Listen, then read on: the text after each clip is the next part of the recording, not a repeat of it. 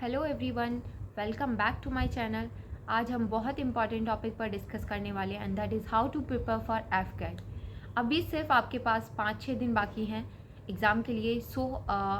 अभी हम सिर्फ लास्ट मिनट टिप्स डिस्कस करेंगे, ठीक है। तो बात करें मेरे बारे में, तो मैंने 2 बार एग्ज़ाम क्लियर किया है, एफकेट एग्ज़ाम।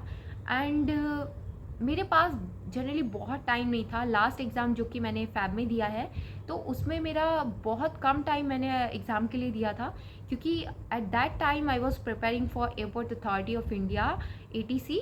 तो मेरा एग्ज़ाम था 21 को एटीसी का, एंड उसके 3 दिन बाद ही मेरा एफकेट एग्ज़ाम था। तो मैं बहुत श्योर नहीं थी कि मैं एग्ज़ाम क्लियर कर सकती हूँ कि नहीं, बट मुझे ये बहुत अच्छे से पता था कि मैं कहाँ से प्रिपेयर कर सकती हूँ। तो वही सब मैं आपके साथ डिस्कस करूँगी कि मैंने लास्ट टाइम कैसे एकदम 5-6 दिनों में मैंने कैसे प्रिपेयर किया और एग्ज़ाम क्लियर भी किया। और मेरा स्कोर था 185 मार्क्स अभी लास्ट वाले में, एंड नॉर्मलाइज्ड होके 189.65। ये मैं आपको प्रूफ भी दे सकती हूँ कि मेरा एक स्क्रीनशॉट अटैच्ड भी रहेगा इसके बाद। सो सबसे पहले द फर्स्ट थिंग इज़ कि आप सबसे पहले एक मॉक अटैम्प्ट करिए, ठीक है। मॉक करिए जैसे कि आप एग्ज़ाम देते हैं, बिल्कुल उस तरीके से कि प्रॉपर टाइमिंग के साथ, नो चीटिंग एंड नथिंग। मतलब अपने आप को पागल मत बनाइए कि बस मैंने देख लिया, एक क्वेश्चन है ऐसा ऐसा।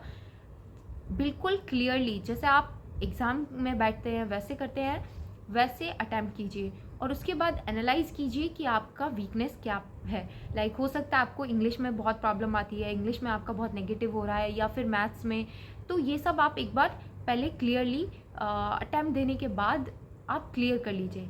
उसके बाद ये अब 100 क्वेश्चन का पेपर आता है, जिसमें हमारे पास है इंग्लिश में 30 क्वेश्चन, मैथ्स में 20 क्वेश्चन, जीएस में 25 क्वेश्चन एंड रीजनिंग में भी 25 क्वेश्चन। तो देखिए, आप कितना भी ट्राई करें, आप इंग्लिश में 20 क्वेश्चन आप कर सकते हैं। देखिए 20 क्वेश्चन बहुत आसानी से हो सकते हैं एंड करेक्ट कर सकते हैं, ठीक है। और मैथ्स में मान लीजिए आप 15 क्वेश्चन कर रहे हैं, बहुत आसान पेपर आता है। मतलब मैथ्स का मैं सच बोल रही हूँ कि मुझे मैथ्स में मैं हमेशा 19 to 20 क्वेश्चन अटैम्प्ट करती हूँ, जिसमें से मेरे 19 ठीक हुए थे इस बार। आप एक बार अच्छे से एक वीडियो मैं आपको बाद में बताती हूँ कि आपको कहाँ से पढ़ना है, लेकिन आप सीरियसली आप 19 क्वेश्चन अच्छे से और वो भी करेक्ट कर सकते हैं, ठीक है। बट हम मान लेते हैं अभी 15 क्वेश्चन आपने मैथ्स में किए और रीजनिंग में आपने 25 में से 20 क्वेश्चन किए, क्योंकि रीजनिंग बहुत आसान आती है, ठीक है। उसके बाद 25 में से अगर आपको जीएस में कुछ भी नहीं आता है, तो भी आप 10 क्वेश्चंस बहुत आसानी से कर सकते हैं, ठीक है। तो ये हो जाते हैं हमारे 65 क्वेश्चन।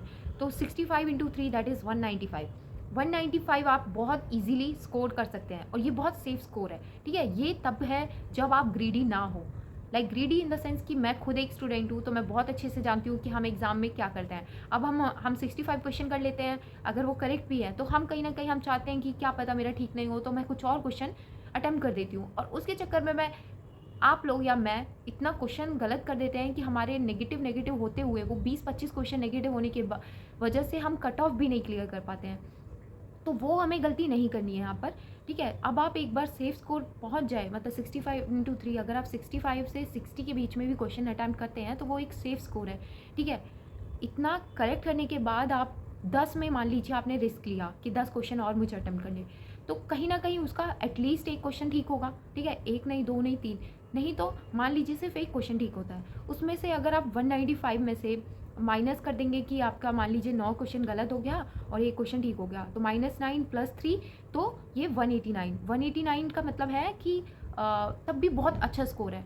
65 नहीं कर पाए हैं तो आप 60 मान लीजिए, तो 180। तो कहीं ना कहीं मतलब आप कट ऑफ से बहुत ऊपर रहेंगे अगर आप ग्रीडी नहीं होते हैं, क्योंकि बहुत लोग ये मोटिव लेके जाते हैं कि मुझे 80 क्वेश्चन करने हैं, 90 करने हैं। तो ये सब सोच के जाना एकदम बेकार है। मैं भी पहले ऐसे गलतियां कर चुकी हूँ, इसलिए मैं आपको बता रही हूँ कि ये सब कभी मत करना जब तक आप पेपर को एनालाइज नहीं करो, क्योंकि हो सकता है उस टाइम आपका इस बार एग्ज़ाम टफ आ जाए या फिर बहुत इजी आ जाए, तो उसके अकॉर्डिंग हमको चलना है, लेकिन हमको सेफ स्कोर करना है, ठीक है। अभी हमारी कट ऑफ जाती है 157 इस टाइप से, तो ये बहुत कम कट ऑफ है, इसलिए हम ये बहुत इजीली कर सकते हैं। इस एग्ज़ाम को मैं आपको बताती हूँ कि देखिए आप बहुत स्ट्रैटेजी से चलिए, ऐसा नहीं है बस करते जा रहे जिसकी वजह से आप नेगेटिव मार देते हैं। तो वही मैं आपको बता रही हूँ, पहले करेक्ट क्वेश्चंस को अटैम्प्ट कीजिए, उसके बाद आप रिस्क लीजिए। आप रिस्क इतना लीजिए कि हाँ मुझे थोड़ा बहुत श्योरिटी है कि ये करेक्ट हो सकता है, ठीक है। जैसे कि रीजनिंग हो गया, मैथ्स में आप सॉल्व करते रहिए, ठीक है। अब जीएस में आपको आइडिया ही नहीं है तो उधर रिस्क लेने का कोई मतलब नहीं बनता है, ठीक है। तो ये सब अवॉइड करिए। और ठीक है, ये सब करने के बाद अब मैं आपको बताती हूँ कि इससे अब ये आप कुछ दिनों में कहाँ से प्रिपेयर कर सकते हैं। तो ये कोई प्रमोशन नहीं है, बट मैं अपना फीडबैक शेयर कर रही हूँ, मतलब मैंने जहाँ से प्रिपेयर किया तो मैं बस वो आपके साथ शेयर कर रही हूँ। तो जेन्युइनली मैं आपको रिकमेंड करूँगी कि सीरियस जर्नी एक चैनल है जिसमें अनुराग सर हैं, वो बहुत अच्छा पढ़ाते हैं। तो उनके कुछ वीडियोज़ हैं जो पर्टिकुलरली वो आपको देख कर जाने हैं, ठीक है। तो मैंने कोई भी पेड कोर्स नहीं लिया था, बस सिर्फ यूट्यूब वीडियोज़ उनका देखे थे, तो वही मैं आपको रिकमेंड कर रही हूँ। जैसे उनका एक वीडियो है मैथ्स का, दैट इज़ कि ऑल टाइप्स ऑफ एफकेट क्वेश्चंस। तो इस टाइप से कोई वीडियो है जो मैंने देखा था और बहुत हेल्पफुल है वो, क्योंकि उसमें सारे क्वेश्चन ऑलमोस्ट उन्होंने कवर किए, उसमें सब टाइप के क्वेश्चन कराए हैं। तो आप अगर उसको देखेंगे ना तो आप उसके बाद एक मॉक देख के देखना या फिर क्वेश्चन अटैम्प्ट करके देखना, तो आप बहुत इजीली ऐसे कुछ ट्रिक्स और टिप्स हैं जो उन्होंने बताए हैं, मतलब आप उस वीडियो को ज़रूर देखना, ठीक है। उसके बाद एक उनका इंग्लिश का वीडियो है जिसमें उन्होंने ग्रामर के रूल्स एंड इंग्लिश का एक्सपेक्टेड पेपर करके एक वीडियो है, वो आपको देखना है, ठीक है। और जीएस के लिए मैं आपको डिफेंस के वीडियोस उनके हैं कुछ, ठीक है। और एक और चैनल है इनसाइट एसएसबी, उसको भी मैं आपको रिकमेंड करूँगी, क्योंकि उसमें विशाली मैम है जो कि लास्ट टाइम एकदम एफकेट के कुछ दिन पहले ही कुछ वीडियो शेयर करती हैं, जैसे कि awards and honours and defence related current affairs and history के कुछ वीडियोस इस टाइप से वो शेयर करती हैं।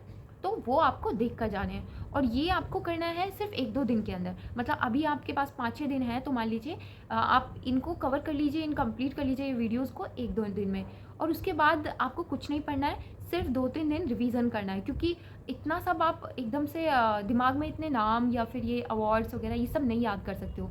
तो अभी आप पहले कंप्लीट करिए ये वीडियोस, और उसके बाद सिर्फ रिवीजन करना है 2-3 दिन, ठीक है। तो देखिए मैंने भी एग्ज़ाम इतनी बार दिया है, तो मुझे बहुत अच्छे से आइडिया है कि ये जो वैशाली मैम के वीडियोस होते हैं इनसे बहुत बार डायरेक्ट क्वेश्चन आए हैं एग्ज़ाम में, और हर बार ही आते हैं। तो आप इनको करके ही जाना, मतलब आपके पास कितना भी कम टाइम है, अगर आप ये नहीं करके जाओगे तो आपको हो सकता है बाद में रिग्रेट हो, लेकिन ये बहुत यूज़फुल है, मुझे तो बहुत हेल्प की है। और इसलिए मैंने अनुराग सर को मेरे एग्ज़ाम क्लियर होने के बाद मैसेज भी किया था। तो ये 2 चैनल मेरे लिए बहुत हेल्पफुल रहे हैं, तो मैं आपको बस इसलिए रिकमेंड कर रही हूँ, ये कोई प्रमोशन नहीं है, ये मैं आपको पहले ही बता चुकी हूँ। तो आई एम श्योर उसके बाद आप आओगे और फीडबैक दोगे कि हाँ मतलब ये सब आपके लिए भी हेल्पफुल रहा। सो अगर आपको कोई और क्वेरी है या कोई भी क्वेश्चन है या आपको कोई भी हेल्प चाहिए, तो प्लीज़ कमेंट बॉक्स में मुझे लिख देना कि आपको किससे रिलेटेड वीडियो चाहिए, या फिर आप जो भी हेल्प चाहते हैं तो मुझे ज़रूर बताइएगा। और आई एम श्योर आप ये एग्ज़ाम क्लियर करेंगे और अपना फीडबैक देंगे कि आपको भी ये सब बहुत हेल्पफुल लगा है। So wish you all the very best for your FCAT exam, and I hope you will clear the exam, and definitely you will clear the exam. And one more thing, please do subscribe my channel, and thank you so much guys.